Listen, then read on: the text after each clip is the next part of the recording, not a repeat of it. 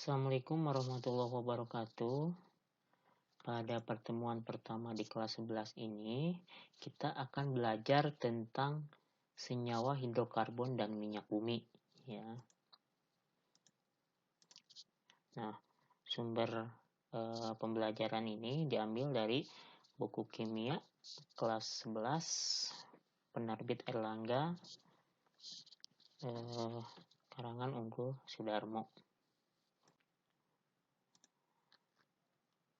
Sebelum membahas senyawa hidrokarbon dan minyak bumi, ya, kita akan belajar dulu tentang senyawa organik dan senyawa anorganik, terutama perbedaannya. Kenapa kita harus belajar dulu tentang senyawa organik dan senyawa anorganik? Karena senyawa hidrokarbon dan minyak bumi itu adalah senyawa organik, ya.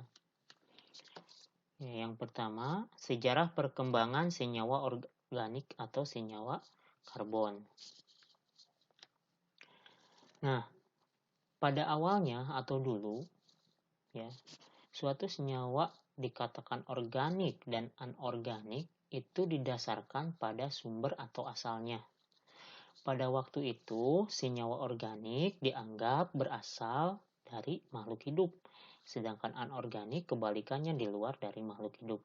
Ya, jadi semua senyawa yang berasal dari makhluk hidup atau disintesis dalam makhluk hidup itu disebut senyawa organik, sedangkan di luar makhluk hidup itu disebut senyawa anorganik. Sampai pada tahun 1828 ya, seorang ahli kimia yang bernama Friedrich Wohler itu dapat mensintesis atau membuat urea di laboratorium atau di luar tubuh makhluk hidup. Pada waktu itu, urea dianggap sebagai senyawa organik karena disintesisnya di dalam tubuh makhluk hidup, yaitu berasal dari urin atau dari kotoran, ya. Nah, Wohler itu dapat mensintesis urea dengan cara memanaskan suatu senyawa amonium sianat, ya. Jadi amonium sianat itu dipanaskan sampai membentuk atau terurai menghasilkan urea, ya. Ini urea, rumusnya CONH2 2 kali. Ya. Jadi Friedrich Wohler itu dapat membuat urea tanpa bantuan makhluk hidup, ya, atau di luar tubuh makhluk hidup. Sehingga pengelompokan bahwa senyawa organik itu berasal dari makhluk hidup itu tidak relevan lagi, ya, karena ternyata senyawa organik juga bisa dibuat di laboratorium.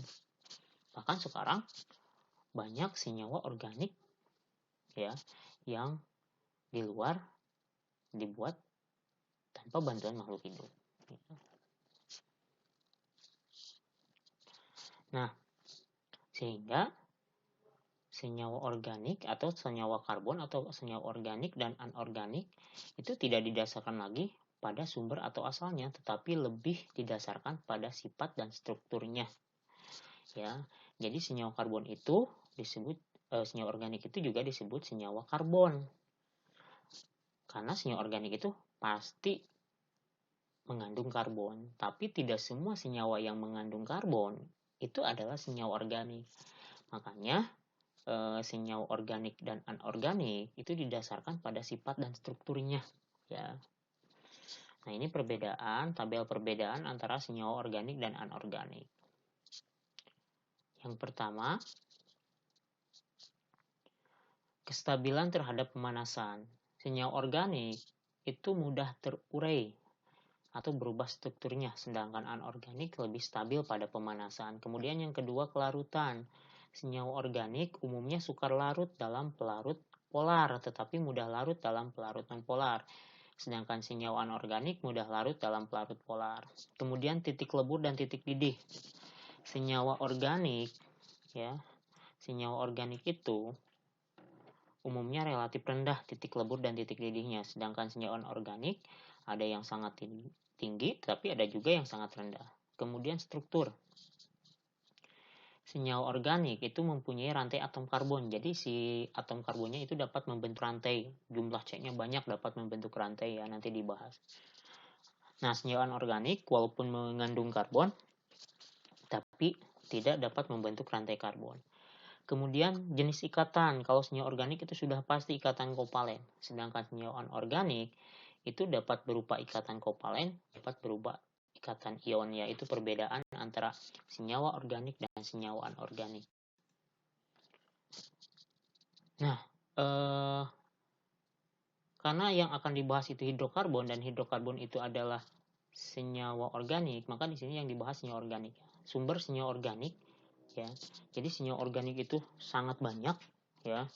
Contohnya adalah yang ada dalam tubuh saja, ya. Contohnya misalkan ada karbohidrat, kemudian protein, kemudian lemak, ya, vitamin, itu adalah semuanya senyawa organik, ya. Kemudian plastik, ya, itu juga senyawa organik. Nah, sumber senyawa organik yang pertama tumbuhan dan hewan. Ya, tadi sudah disebutkan. Contohnya adalah misalkan lemak, kemudian karbohidrat, protein, itu semuanya adalah senyawa organik. Kemudian yang kedua batu bara, ya. Yang ketiga gas alam dan minyak bumi. Jadi minyak bumi itu adalah senyawa organik. Nanti akan dibahas di subbab minyak bumi. Jadi LPG, kemudian bensin, solar, minyak tanah, lilin, itu adalah senyawa organik, ya. Jadi senyawa organik itu jumlahnya sangat banyak. Nah, gimana mengidentifikasi senyawa organik? Yang pertama itu sangat mudah, ya. Kita tinggal membakar senyawa atau zat tersebut, ya, atau benda dibakar. Kalau pembakarannya tidak sempurna, biasanya akan menghasilkan arang atau karbon yang berwarna hitam. Contohnya misalkan jagung dibakar, jagung ini jadi hitam. Nah, maka jagung itu mengandung senyawa organik, ya, karena jadi hitam, dan hitam ini menunjukkan karbon, ya. Misalkan juga roti sama, ya, ini gosong rotinya, berarti itu organik, ya, kalau pembakarannya tidak sempurna, ya. Nah, gimana kalau pembakarannya sempurna? Kalau pembakarannya sempurna itu tidak akan menghasilkan karbon, ya, tidak akan menghasilkan jelaga atau tidak akan menghasilkan arang. Nah, reaksi pembakaran, ya, sudah dibahas di reaksi kimia, itu pasti, ya, itu pasti menghasilkan, ya, itu pasti menghasilkan gas karbon dioksida, ya. Reaksi pembakaran senyawa organik itu pasti menghasilkan gas karbon dioksida, ya. Nah, maka kalau pembakarnya tidak sempurna, kita mengidentifikasinya bukan karbon tapi gas karbon dioksida, yaitu dengan suatu percobaan, ya. Percobaannya seperti ini, ya. Nah, ini adalah sampel yang akan diuji atau yang akan diidentifikasi apakah organik atau bukan. Nah, sampel ini dibakar. Kalau ini senyawa organik, ya, pembakaran senyawa organik itu maka akan menghasilkan gas karbon dioksida. Dan karbon dioksida yang akan dihasilkan dialirkan ke sini melalui selang yang kecil. Nah, di sini adalah air kapur, ya, atau kalsium hidroksida. Nah, karbon dioksida akan bereaksi dengan air kapur ini, akan menghasilkan larutan yang keruh, ya, yaitu kalsium karbonat, ya. Ini di sini akan keruh. Nah, kalau hasilnya keruh di sini, berarti itu menghasilkan gas karbon dioksida. Berarti kalau menghasilkan gas karbon dioksida itu berarti adalah senyawa organik, ya. Kemudian yang ketiga, kekhasan atom karbon, ya. Tadi udah dibahas bahwa senyawa karbon itu jumlahnya sangat banyak, ya. Kenapa jumlahnya sangat banyak? Ya, karena atom karbon itu memiliki kekhasan, ya, atau karakteristik. Yang pertama, karbon itu memiliki 4 elektron valensi, ya. Nah, karbon itu nomor atomnya 6. Kalau dikonfigurasikan 2, 4. Nah, ini elektron valensinya 4. Nah, dengan elektron valensi 4, maka karbon dapat, nah ini struktur Lewisnya, maka karbon memiliki 4 tangan. 4 tangan itu artinya memiliki 4 ikatan kovalen. Jadi, si 4 elektron valensi ini akan berikatan kovalen dengan unsur yang lain atau unsur karbon lagi, ya. Nah, sehingga bisa ditulis ini 4 tangan, 4 garis, ya. Jadi karbon itu selalu berikatan kovalen membentuk 4 ikatan kovalen karena memiliki 4 elektron valensi. Yang kedua, cara atom karbon berikatan ya. Yang pertama jumlah ikatannya. 1. Karbon dapat membentuk ikatan tunggal ya, ikatan tunggal. Ini contohnya. Nah, ini ikatan tunggal, ikatan kovalen tunggal ya, udah dibahas di ikatan kovalen di kelas 10 ya. Ini ikatan kovalen tunggal ya, satu pasang elektron ya. Nah, karbon juga ya, kenapa jumlahnya sangat banyak? Karena karbon itu dapat membentuk rantai karbon ya. Rantai karbon itu seperti ini ya, C berikatan dengan C banyak. Nah, ini contohnya. Nah, ini ikatan kovalen tunggal ya. Nah, ini tunggal. Ya, ini tunggal. Semuanya ini ikatan kovalen tunggal. Kemudian yang kedua dapat membentuk ikatan rangkap 2 atau kovalen rangkap 2 ya. Oke, ini udah dibahas di kelas 10. Nah, ini ikatan kovalen rangkap 2 antara C dengan C. Tapi tetap ya, C itu memiliki 4 ikatan kovalen ya. Ini contohnya. Ini C dengan ini rangkap 2, artinya rangkap 2 itu 2 ikatan kovalen di posisi yang sama atau masing-masing menyumbangkan ya 2 elektron valensi. Nah, dihitungnya jadi 2, 1, 2, 3, 4. Yang ini juga yang sebelah kanan kovalennya ada 4, 1, 2, 3, 4. Jadi tetap 4 ikatan kovalen ya. Nah, ini yang rangkapnya itu hanya 1. Berikutnya, yang ketiga dapat membentuk ikatan rangkap 3 ya. Ini contohnya. Nah, ini rangkap 3. Oke. Nah, ini rangkap 3. Rangkap 3 itu berarti memasangkan 3 elektron valensi ya. Garisnya ada 3 dan dihitung 3 ikatan kovalen ya. Jadi C itu tetap 4 ikatan. Yang ini 3 tambah 1, 4. Yang sebelah ini juga 1, 3, 4 ya. Jadi atom karbon itu 4 ikatan kovalen. Berikutnya, nah bentuk rantai. Nah, jadi atom karbon dalam senyawa organik itu dapat membentuk rantai karbon ya.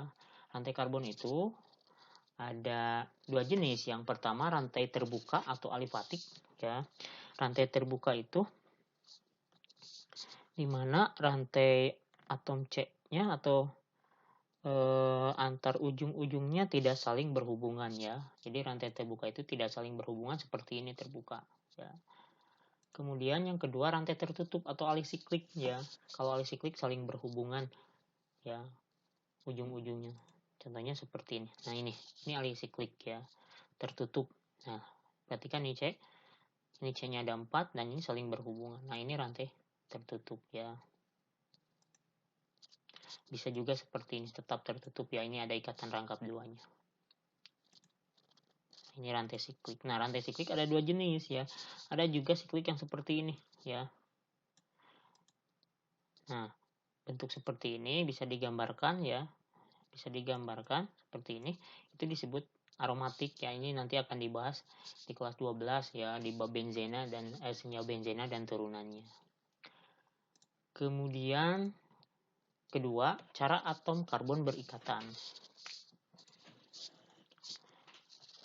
Nah, berdasarkan cara atom karbon berikatan, maka atom karbon dibagi menjadi 4.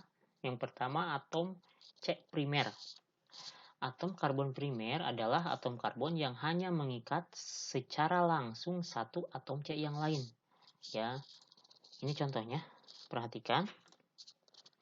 Nah, mana atom C primer? Atom C primer itu atom C yang mengikat secara langsung satu atom C yang lain. Yang pertama, yang ini nih. Ya, ini atom C primer. Kenapa ini disebut atom C primer? Karena mengikat secara langsung satu atom C yang lain. Mana atom C yang lain itu yaitu ini, ya, secara langsung. Ini tidak dihitung karena tidak diikat secara langsung oleh C yang ini. Jadi ini hanya mengikat satu atom C secara langsung. Yang kedua, yang ini, ya, ini juga atom C primer karena hanya mengikat satu yaitu yang ini, ya. Yang ketiga yang ini atom C primer juga. Yang keempat, yang ini. Ya, ini atom C primer juga. Kenapa? Karena mengikat satu yaitu ini. Nah, yang ini juga atom C primer karena mengikat satu yaitu yang ini. Ya. Nah, itu atom C primer. Yang kedua atom C sekunder. Atom C sekunder itu adalah atom C yang hanya mengikat secara langsung dua atom C yang lain. Ya. Jadi kalau sekunder mengikat 2 C yang lain. Mana yang sekunder itu? Nah, yang sekunder itu mengikat 2 atom C yang lain. Nah, ini sekunder.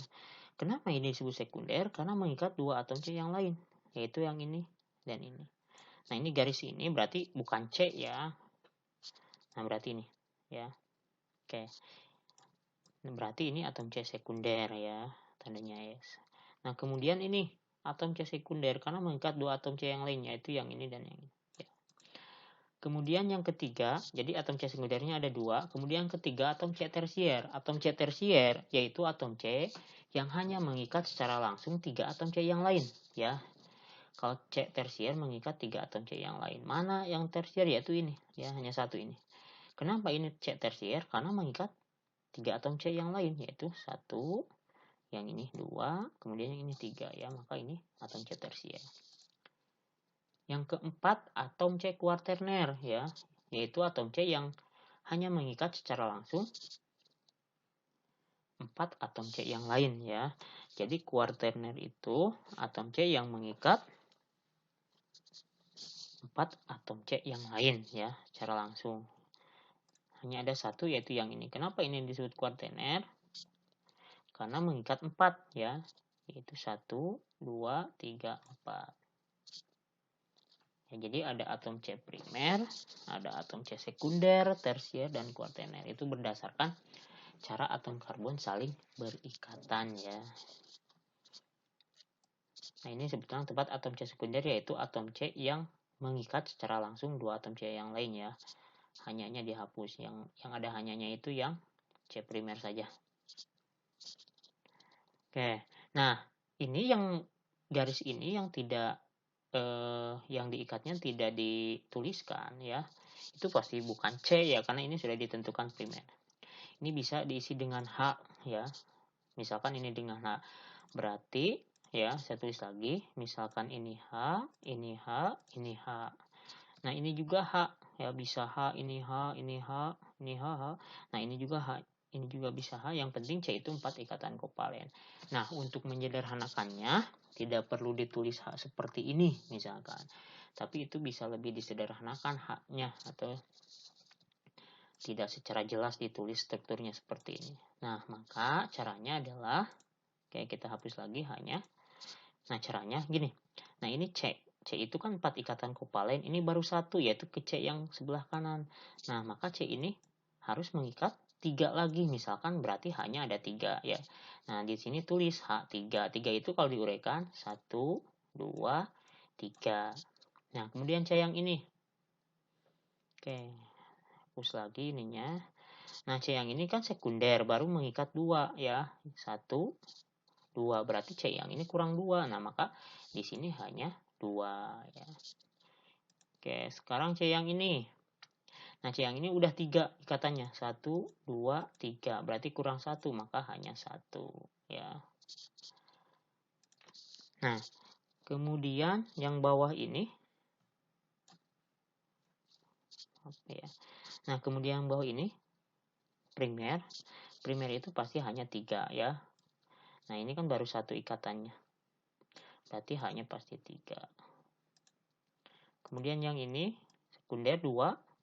Ya, berarti kurang 2, maka hanya ada 2. Nah, yang ini masing-masing primer semuanya ya, berarti ikatannya baru 1, berarti hanya masing-masing 3 ya. Itu cara menempatkan H ya dalam rantai atom karbon.